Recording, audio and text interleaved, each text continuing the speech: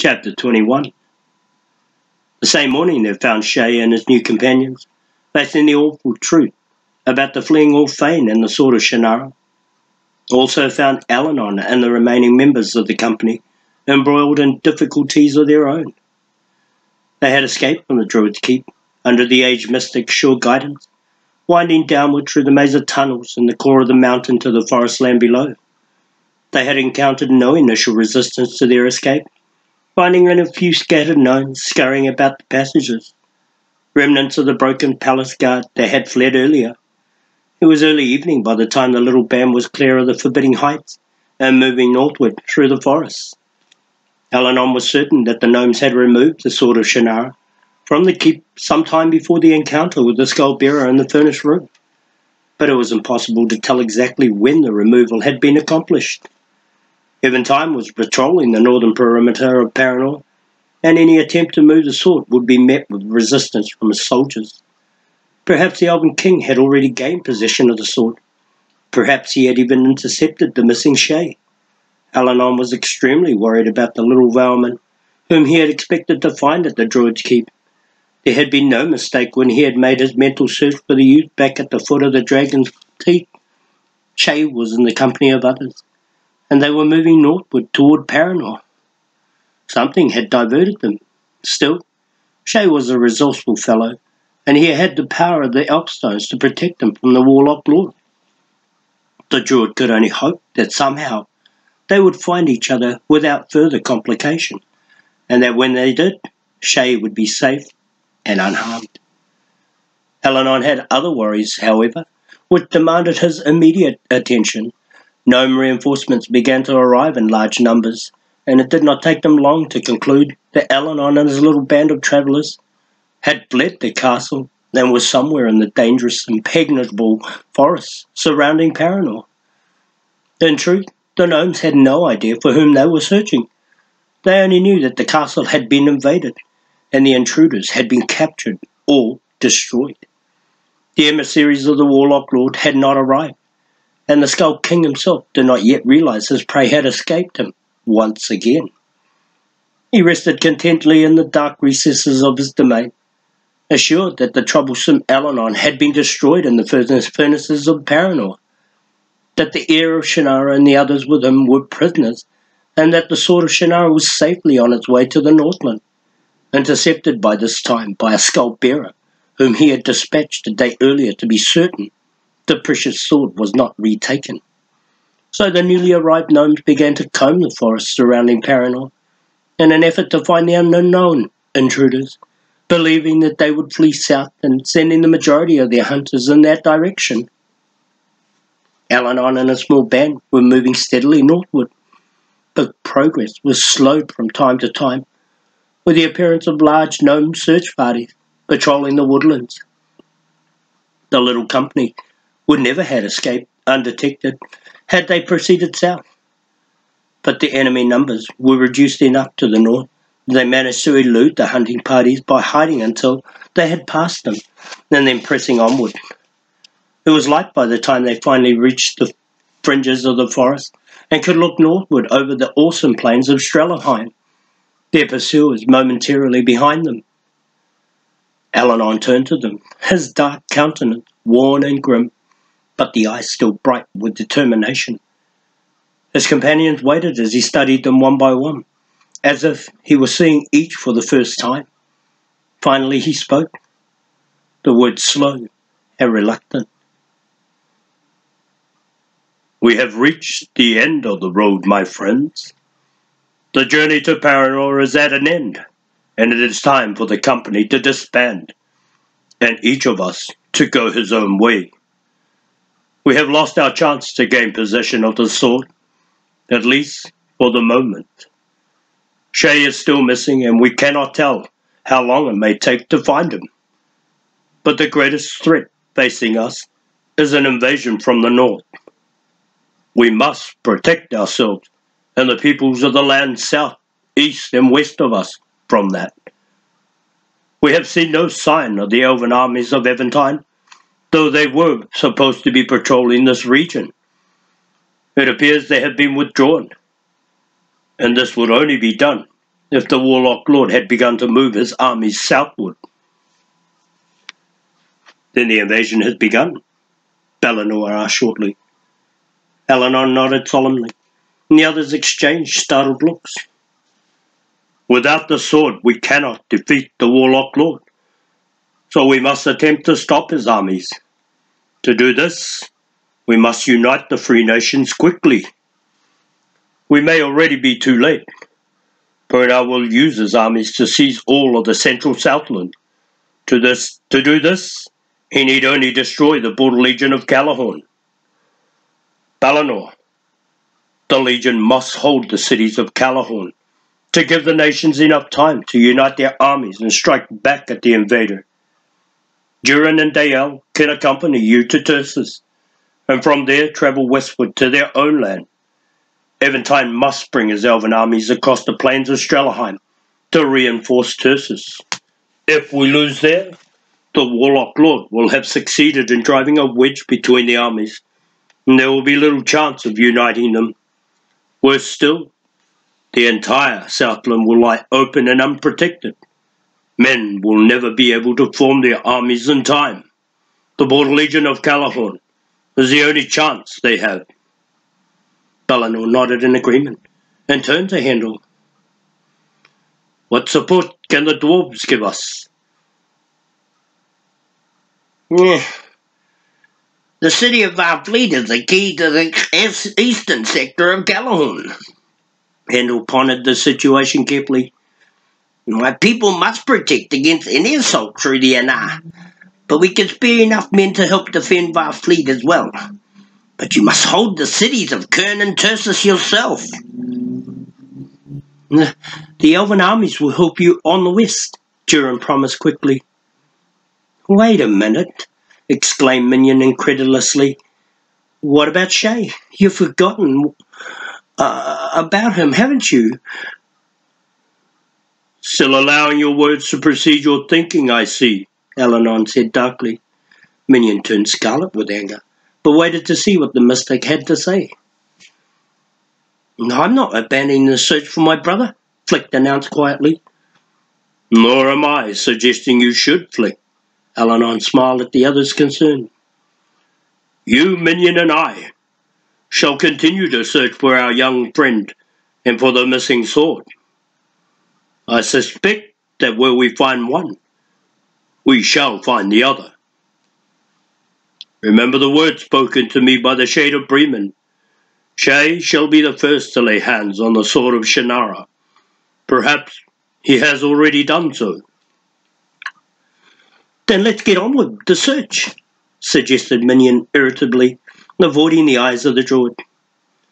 We shall leave now, Eleanor announced, adding pointedly. But you must see that you keep a closer guard over your tongue. The Prince of Lee should speak with wisdom and foresight, with patience and understanding, not with foolish anger. Menion nodded grudgingly. The seven said their farewells with mixed emotions and parted. Balinor, Hendel, and the elven brothers turned westward past the forest in which Shay and his companions had spent the night, hoping to circle the impregnable forest and pass down through the hill country north of the Dragon's Teeth, and thereby reach Kern and Tursus within 2 days. Eleanor and his 2 youthful companions moved eastward, searching for some sign of Shay. Eleanor was convinced that the Valman must have eventually come northward toward Paranor, and perhaps was a prisoner in one of the gnome camps in that region. Rescuing him would not be easy, but the druid's greatest fear was that the Warloch Lord would learn of his capture and find out who he was, then have him immediately executed. If that happened, the Sword of Shannara would be worthless to them anyway, and they would have no choice but to rely on the strength of the divided armies of the 3 besieged lands. It was not a promising thought, and Eleanor quickly turned his attention to the land ahead. Menion walked slightly in front as they travelled, his keen eyes picking out the trails and studying the footprints of all who had passed. His concern was the weather. If it rained, they would never find the trail.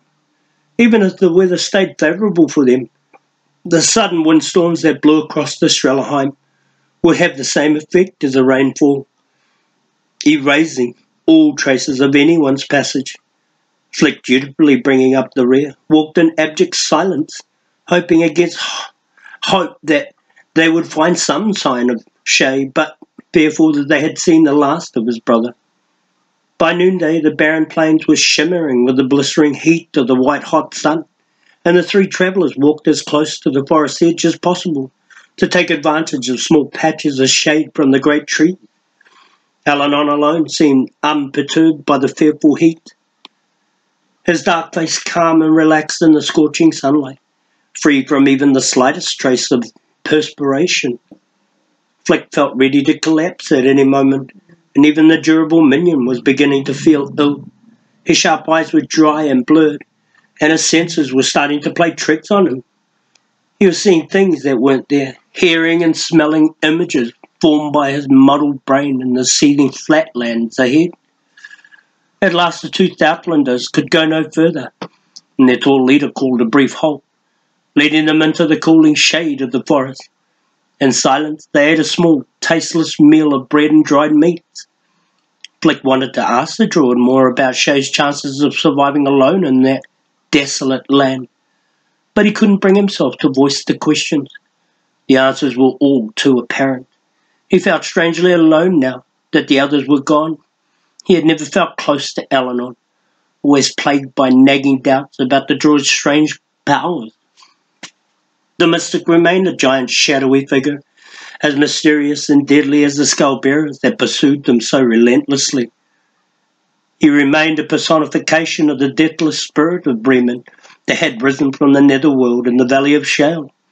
He was power and wisdom of such magnitude that he didn't seem a part of Flick's mortal world.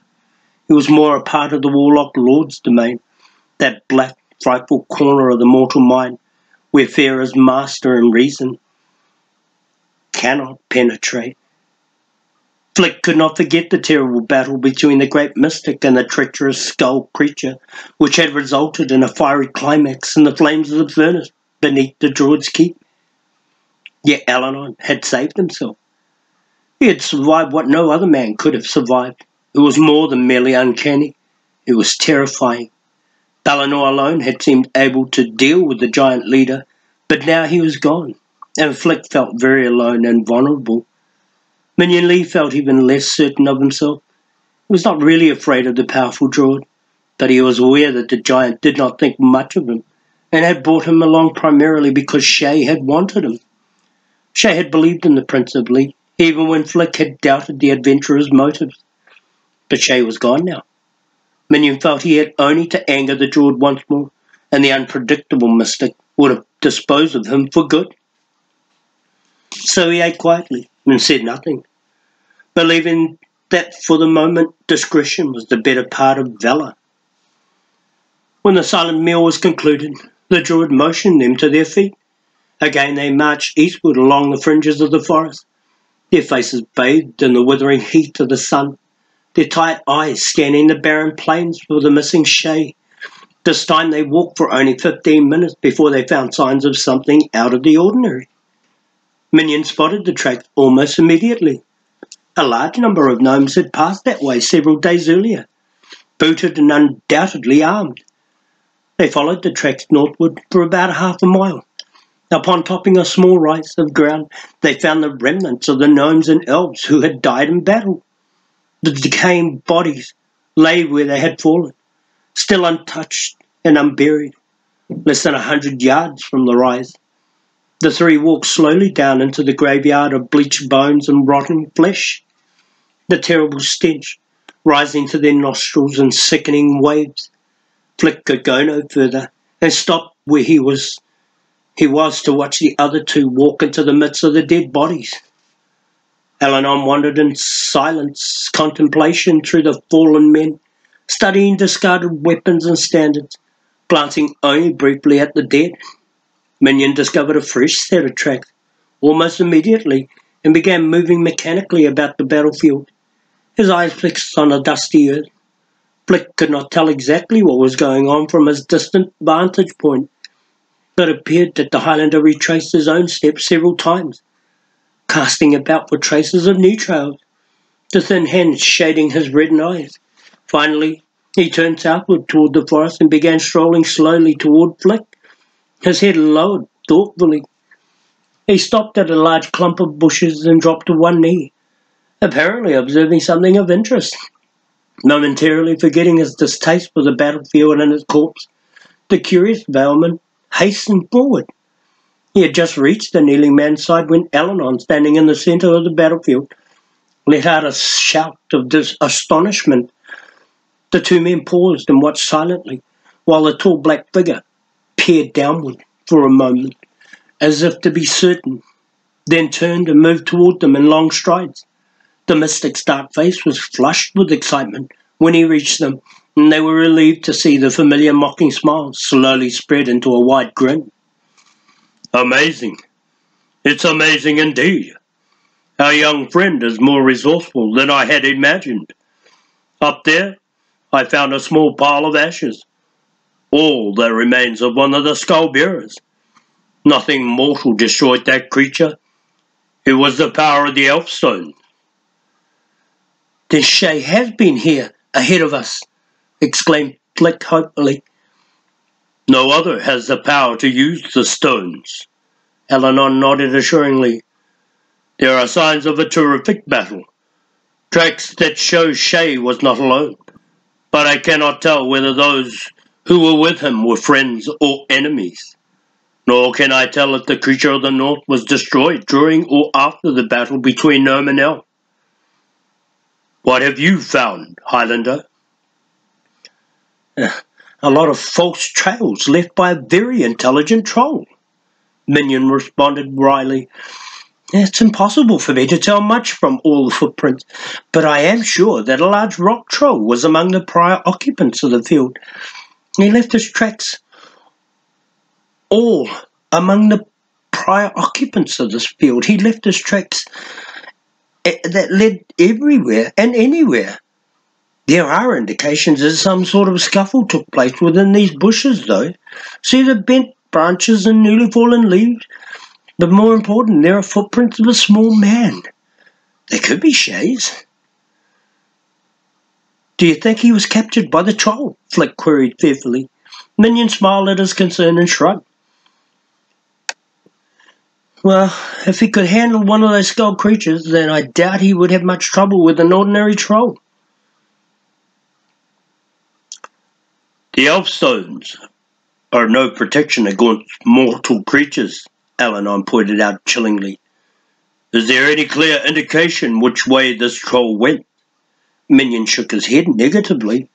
To be certain, we would have to find the tracks right away. These tracks are at least a day old.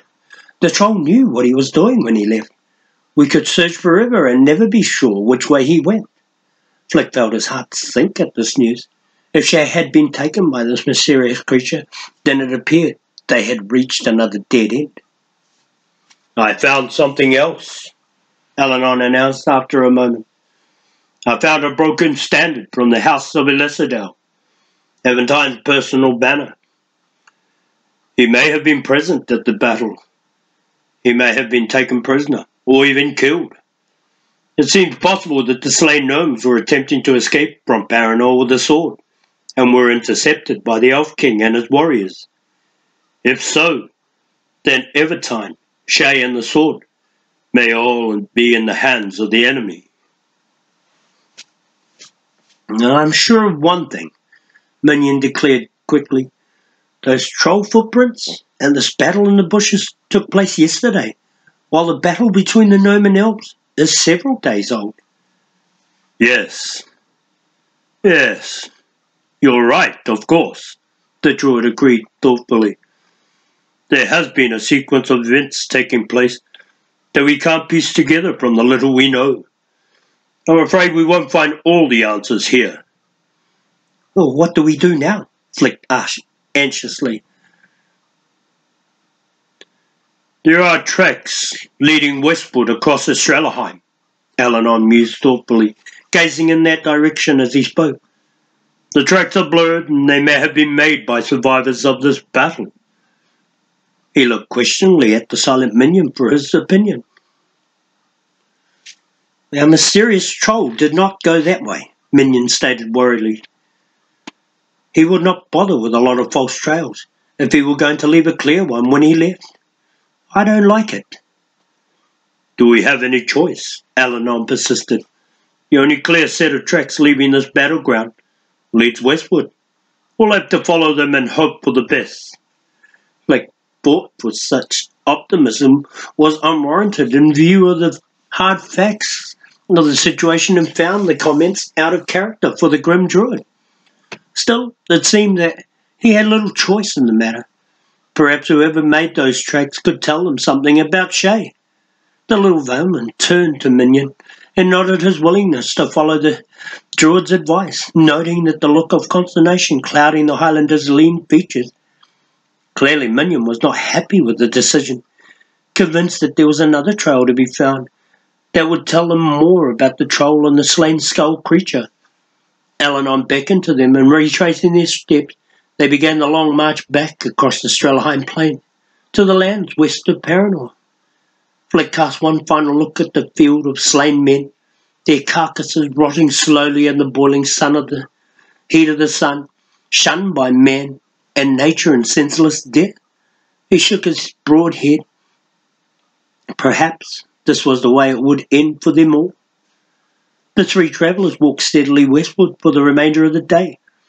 They spoke little, lost in private thoughts, their eyes following almost carelessly the blurred trail before them as they watched the brilliant sun turn red in the horizon and die into evening. When it was too dark to continue, Al-Anon directed them into the bordering forest, where they made camp for the night. The trio had reached a point near the northwestern sector of the dreaded impregnable forest, and they were once again in danger of discovery by gnome hunting parties or prowling wolf packs. The resolute druid explained, while they were in some danger of discovery, he believed the search for them would have been abandoned by this time in favour of more urgent matters. As a necessary precaution, they would light no fire and would keep constant watch through the night for the wolves. Flick silently prayed that the wolf packs would not venture this close to the plainland, but would keep to the dark interior of the woods, closer to the druid's keep.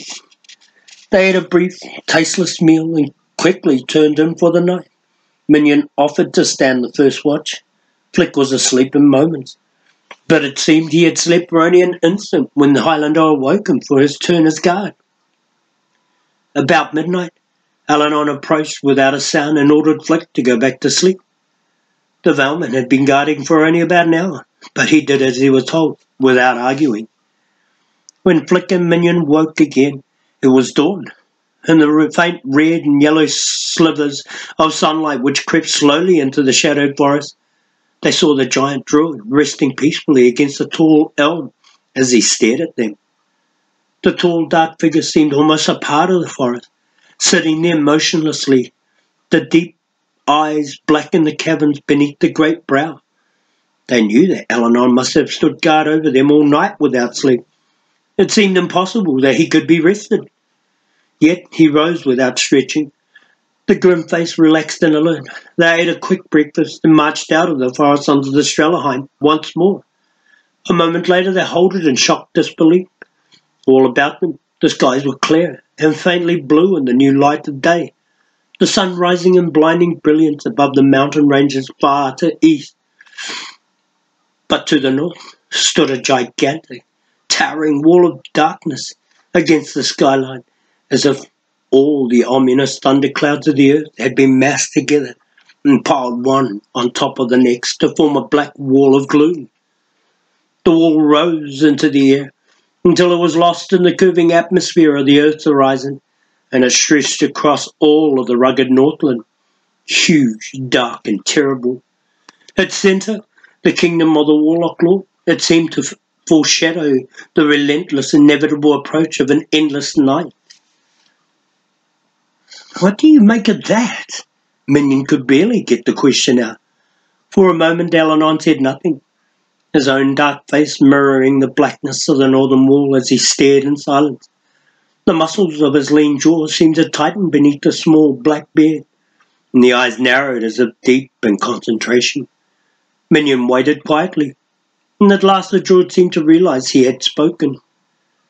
Turning to him in recognition, "It is the beginning of the end. Brona has signaled the start of his conquest. That terrible darkness will follow his armies as they sweep southward, then east and west, until the whole earth is blanketed. When the sun is gone and all the land, freedom is dead too." "Are we beaten?" Flick asked after a moment. "Are we really beaten? Is it hopeless for us, Alanon?" His worried voice struck a responsive chord within the giant druid, who turned quietly to him, gazing reassuringly into the wide, frightened eyes. "Not yet, my young friend. Not yet." Alanon led them westward for several hours from the point, staying close to the fringes of the forest, warning Minion and Flick to keep their eyes open for any sign of the enemy. The skull-bearers would be flying in the day as well as by night now that the Warloch Lord had begun his conquest, no longer afraid of the sunlight, no longer trying to conceal their presence. The Master was finished with hiding in the Northland. Now he would begin to move into the other lands, sending his faithful spirits ahead of him like great birds of prey. He would give them the power they needed to withstand the sun, the power he had harnessed in the great dark wall that shadowed his kingdom, and would soon begin to shadow all the lands beyond. The days of light were drawing to a close. About mid-morning, the three travellers turned southward on the Strelahheim plains, keeping close to the western fringes of the forest surrounding Paranor. The tracks they had been following merged at this point with others coming down from the north to continue southward toward Callahorn. The trail they left was broad and open. There had been no attempt to hide either their number or their direction. From the width of the trail and the impressions left by the footprints, Minion concluded at least several thousand men had passed this way a few days earlier. The footprints were gnome and troll, obviously part of the Northland hordes of the Warloch Lord. Alanon was certain now that a giant army was massing on the plains above Callahorn to begin a sweep through the Southland that would divide the free lands and their armies. The trail had become so obscured by the intermingling of constant additional parties into the main body that it was no longer possible to tell whether a small group might have detached itself. Shay and the sword could have been taken a different way at some point, and his friends would fail to catch it, continuing to follow the main army. They walked southward all day, with occasional periods of rest, intent on catching the huge column of men ahead before nightfall. The trail of the invading army was so apparent that Minion merely glanced, out of habit from time to time, at the trampled earth. The barren plains of Strelahheim were replaced by green grassland. To Flick, it almost seemed that they were going home, and the familiar hills of Shady Vale might be just over the rise of the plains. The weather was warm and humid, and the terrain was considerably more friendly. They were still some distance from Callahorn, but it was clear that they were passing out of the bleakness of the Northland into the warmth and greenness of their home. The day passed quickly, and conversation between the travellers resumed. At Flick's urging, Alanon told them once more about the Council of the Druids. He recounted in detail the history of the man since the Great War, explaining how their race had progressed to its present state of existence. Minion said little, content to listen to the druid and keep a close watch over the surrounding countryside. When they had begun the day's march, the sun had been bright and warm, and the sky clear. By mid-afternoon, the weather had changed abruptly, and the brightness of the sun was replaced by low-hanging grey rain clouds, and an even more humid atmosphere that clung uncomfortably to exposed skin. The air felt sticky and wet, and there was little doubt that a storm was approaching. They were near the southernmost boundaries of the impregnable forest by this time, and the jagged peaks of the Dragon's Teeth was visible in the dark horizon to the south. Still, there was no sign of the massive army travelling ahead of them, and Minion was beginning to wonder how far south they might have already penetrated. They were not far now from the borders of Callahorn, which lay immediately below the Dragon's Teeth. If the Northland armies had already taken Callahorn, then the end had indeed come. The grey light of the afternoon dropped off sharply, and the sky closed over in sullen darkness. It was dusk when they first heard the ominous booming rising out of the night, echoing off the giant peak ahead of them. Minion recognised it at once. He had heard that sound before in the forests of the Anar. It was the sound of hundreds of gnome drums, their steady rhythm throbbing through the stillness of the humid air, filling the night with a sinister tension. The earth shook with the force of the beat, and all life had gone mute in awe and fear. Minion could tell by the intensity of the drums that there were far more than they had encountered at the Passage J. If the army of the Northland could be measured by the sound of those drums, then there must be thousands. As the three moved quickly ahead, the frightening sound enveloped them entirely, booming all about them in shuddering echoes. The grey clouds of late afternoon still masked the night sky, leaving the searching men shrouded in inky darkness. Minion and Flick could no longer fight their way alone, and the silent druid led them with uncanny precision into the rough lowlands below Paranor. No one spoke, each man frozen into watchful apprehension by the deathly booming of those gnome drums. They knew that the enemy camp was just ahead. Then the terrain changed abruptly from the low hills and scattered brush to steep slopes dotted with boulders and treacherous rock ledges. The sure-footed Alanon moved steadily ahead, his tall form unmistakable even in the near blackness, and the two Southlanders followed dutifully. Minion estimated that they must have reached the smaller mountains and foothills just above the Dragon's Teeth, and that Alanon had chosen to come this way to avoid any chance encounters with members of the Northland army. It was still impossible to tell where the enemy army was encamped, but from the sound of the drums, it seemed as if they were right on top of it. The three dark shapes wound their way cautiously through the night for what must have been almost an hour, at times feeling their way blindly through the boulders and brush. Their clothes were scraped and torn, their exposed limbs scratched and bruised, but the silent druid did not slacken the pace or pause to rest. At the end of the long hour's time, he halted abruptly and turned to them, placing a warning finger over pursed lips. Then slowly, cautiously, he led them forward onto a huge mass of boulders.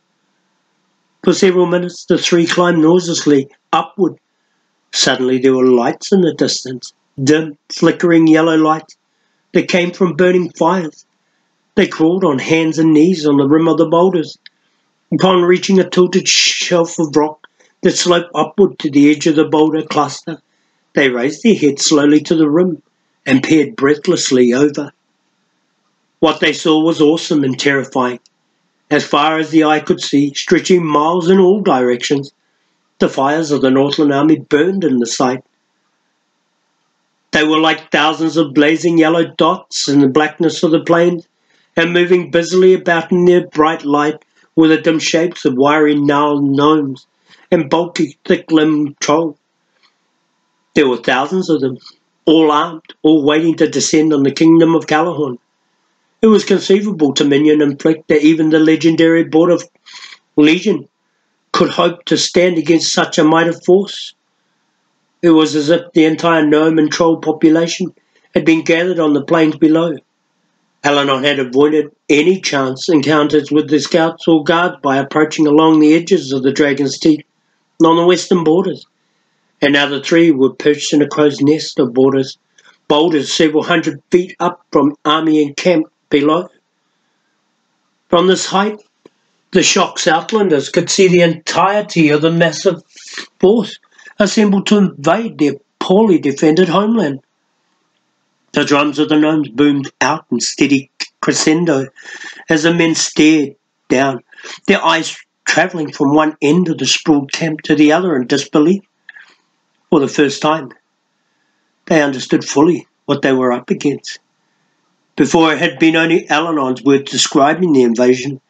Now they could see the enemy and judge for themselves. Now they could feel the desperate need for the mysterious Sword of Shannara, a need for the one power that could destroy the evil being who had caused this army to materialize and march against them. But now was already too late. For several long minutes, no one said anything as they stared down at the enemy encampment. Their minion touched Alanon on the shoulder and started to speak, but the druid clamped his hand quickly over the surprised Highlander's mouth and pointed toward the base of the slope on which they lay concealed. Minion and Flick peered cautiously downward, and to their surprise, they made out the vague shapes of gnome guards patrolling near the base of their hiding place. Neither had believed the enemy would bother to place guards this far from the actual camp, but apparently they were taking no chances. Alanon motioned for the two to move back from the ledge of the boulders, and that they quickly complied, following his lead as he inched his way down into the tall rock. Once they had reached the bottom of the boulder cluster, safely away from the rim of the ledge, the druid huddled together with him in earnest counsel. "We have to be very quiet," he warned in a tense whisper. "The sound of our voices would be echoed off the cliff face onto the plains from up there. Those gnome guards would have heard us." Minion and Flick nodded in understanding. "The situation is more serious than I thought," Alanon continued, his voice a hushed rasp in the gloom. "It appears the entire northern army has bunched at this one point to strike at Callahorn. Bronar intends to crush any resistance from the southland immediately, dividing the better prepared armies of the east and west so he can deal with them separately. The evil one already holds everything north of Callahorn. Balinor and the others must be warned." He paused a moment, then turned expectantly to Minion Lee. "I can't leave now," Minion exclaimed heatedly. "I've got to help you find Shay." "We haven't time to argue the priorities of the situation,"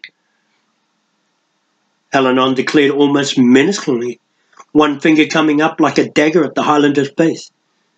"If Balinor is not warned about the situation, Callahorn will fall, and the rest of the Southland will follow, including Lee.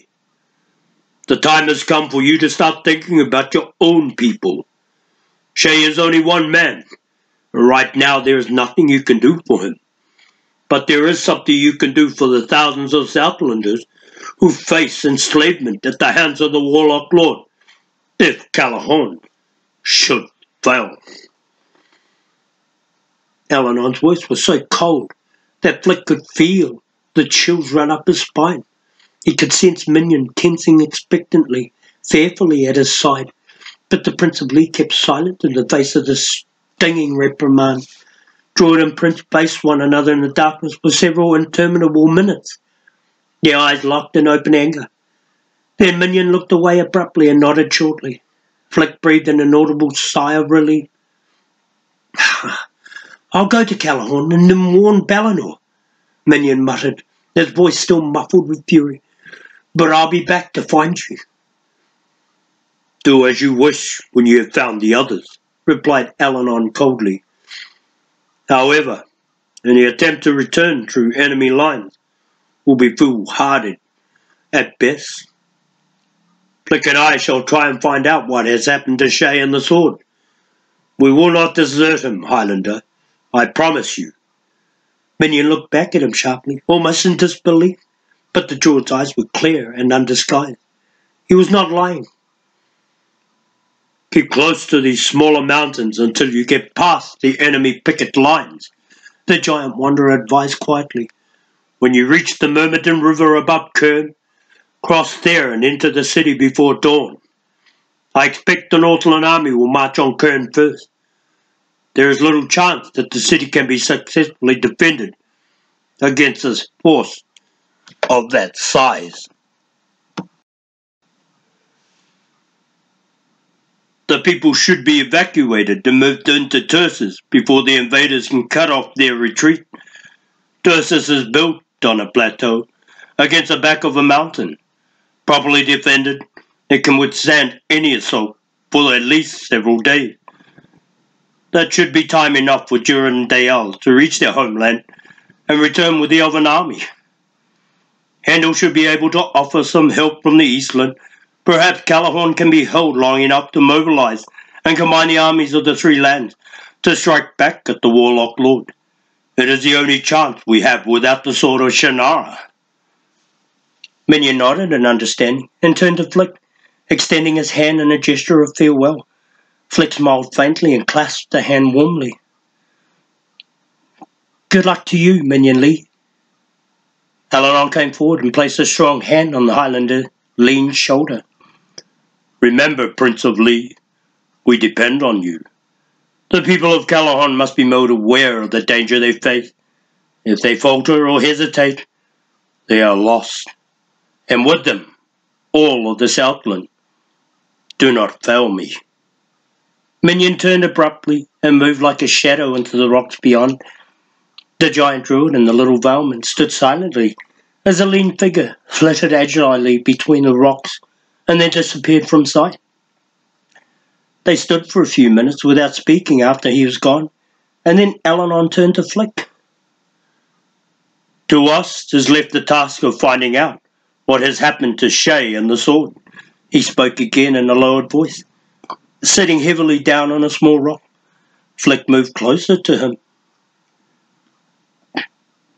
I'm worried about Eventine as well. That broken standard we found back at the battlefield was his personal banner. He may have been taken prisoner, and if he has, the Elven army may hesitate to act until he has been rescued. They love him too dearly to take a chance with his life, even to save the Southland. You mean the Elven people don't care what happens to the people of the Southland? Flick exclaimed incredulously. Don't they know what will happen to them should the Southland fall to the Warloch Lord? It's not quite as simple as it seems, Alanon stated, sighing deeply. Those who follow Eventine understand the danger, but there are others who believe that the Elven people should stay out of the affairs of the other lands, unless they are directly attacked or threatened. With Eventine absent, the choice will not be so clear, and discussion of what is right and proper may delay any move by the Elven army until it is too late for them to help. Flick nodded slowly, thinking of another time at Colvaven, when a bitter Hendel had reported much of the same thing about the people of the Southland cities. It seemed incredible that people could be so undecided and confused in the face of such obvious danger. Yet Shay and he had been like that when they had first learned about Shay's birthright and the threat of the Skull Bearers. It was not until they had seen one crawling searching for them. I've got to know what's happening in that camp. Alanon's voice cut into Flick's thought with a sharp rasp of determination. He paused and thought a moment, staring at the little Valeman. My young friend Flick, he smiled faintly in the darkness. How would you like to be a gnome for a little while?